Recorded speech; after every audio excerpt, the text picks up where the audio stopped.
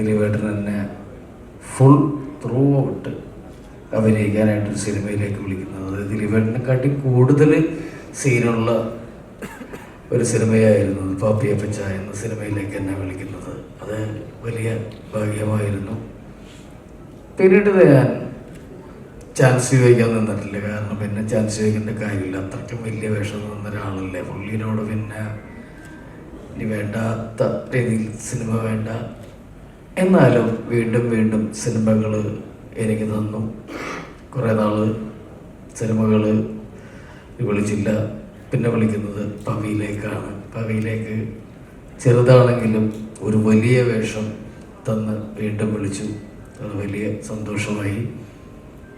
വിനീത് കുമാർ, എനിക്ക് വന്നത് ദിലീപേട്ടനെക്കാട്ടും മുമ്പ് സിനിമയിൽ വന്നാണ് വിനീത് കുമാർ എന്ന് തോന്നുന്നു.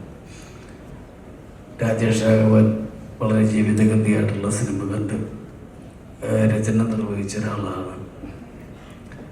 എന്നെ സിനിമയിലേക്ക് വിളിക്കുമ്പോൾ ദിലീപേട്ടനോട് പലരും പറഞ്ഞു, ഈ ചെറുക്കനെ സിനിമയിൽ വെക്കേണ്ട വല്ല കാര്യമുണ്ടോ, അനുശ്ലേഷവനെ സലിംകുമാറിനെ ആരെങ്കിലുമൊക്കെ വെച്ചാൽ പോരെ എന്ന് ചോദിച്ചു. പക്ഷേ അന്ന് ദിലീപേട്ടനും ദിലീപേട്ടൻ്റെ അനിയനും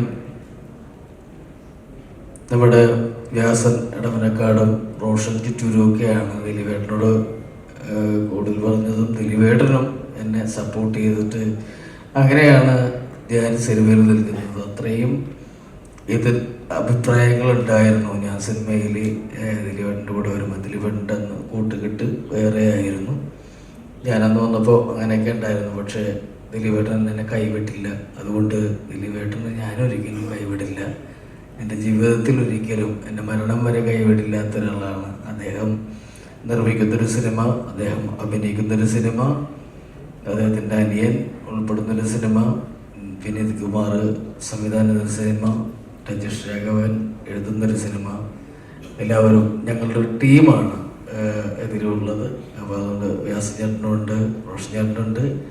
ഈ സിനിമ ഒരിക്കലും പിന്നോട്ട് പോകില്ല എന്നൊരു അഭിപ്രായം എനിക്കുണ്ട്. ഞാൻ വളരെ കുറച്ച് സീനുകളിലാണ് അഭിനയിച്ചേക്കുന്നതെങ്കിലും അഭിനയിച്ചപ്പോൾ മനസ്സിലായി വലിയ കുഴപ്പമില്ലാത്തൊരു സിനിമയായിട്ട് ഇത് വരും. ഇത് വലിയ വിജയമായിട്ട് മാറാൻ ദൈവം അനുഗ്രഹിക്കട്ടെ എന്ന് മാത്രം പറഞ്ഞുകൊണ്ട് ഈ സിനിമയ്ക്ക് എല്ലാവിധ അനുഗ്രഹങ്ങളും നേരുന്നു. വേറൊന്നും പറയാനില്ല. ദിലീപേട്ട, നന്ദി. Thank you so much.